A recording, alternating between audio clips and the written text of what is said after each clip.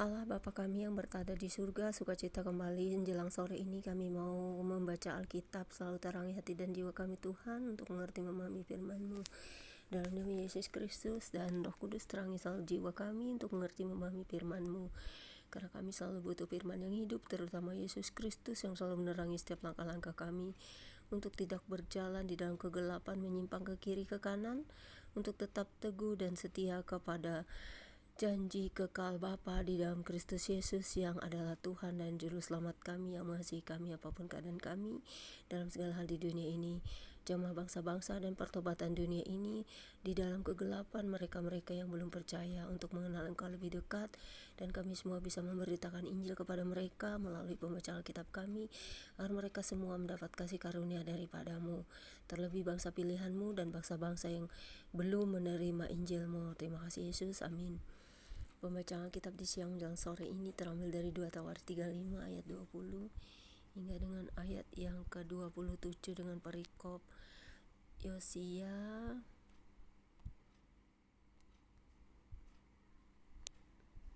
dibunuh oleh Neko. Terdapat juga di kitab 2 Raja-Raja 23 ayat 28 hingga 30 yang berbunyi demikian. Kemudian daripada semua ini, setelah Yosia memperbaiki rumah Tuhan, majulah Neko raja Mesir hendak berperang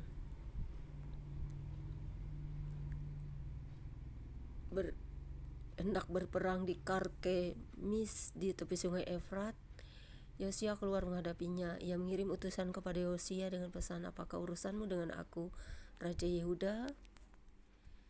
Saat ini aku tidak datang melawan engkau, tetapi melawan keluarga raja yang sedang kuperangi. Allah memerintahkan aku supaya segera bertindak. Hentikanlah niatmu menentang Allah yang menyertai aku, supaya engkau jangan dimusnahkannya. Tetapi Yosia tidak berpaling daripadanya, melainkan menyamar untuk berperang melawan dia. Ia tidak mengindahkan kata-kata Neko yang merupakan pesan Allah, lalu berperang di lembah Megido. Maka pemanah-pemanah menembaki Raja Yosia, dan Raja berseru kepada orang-orangnya, "Bawa aku dari sini karena aku luka parah." Orang-orangnya mengangkatnya dari keretanya, lalu mengangkutnya dengan kereta cadangannya, lalu membawa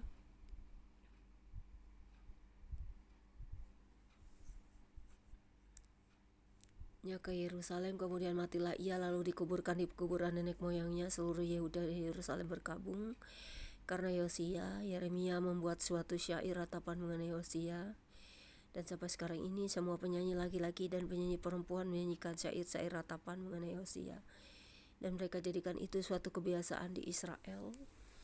Semuanya itu tertulis dalam syair-syair ratapan. Selebihnya dari riwayat Yosia dan perbuatan-perbuatannya saleh yang sesuai dengan yang ada tertulis dalam Taurat Tuhan, yakni riwayatnya dari awal sampai akhir, sesungguhnya semuanya itu tertulis dalam kitab Raja-Raja Israel dan Yehuda. Demikianlah pembacaan Alkitab kita yang menjelang sore atau sudah sore ini, saudara-saudara. Berbahagialah setiap orang yang mendengarkan firman Tuhan, memelihara dan melakukannya dalam hidupnya.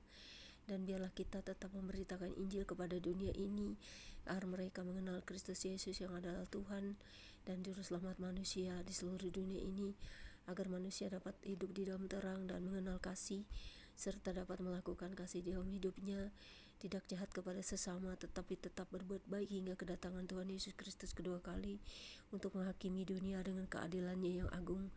Terima kasih Bapa, kuatkan kami terus dengan firman-Mu.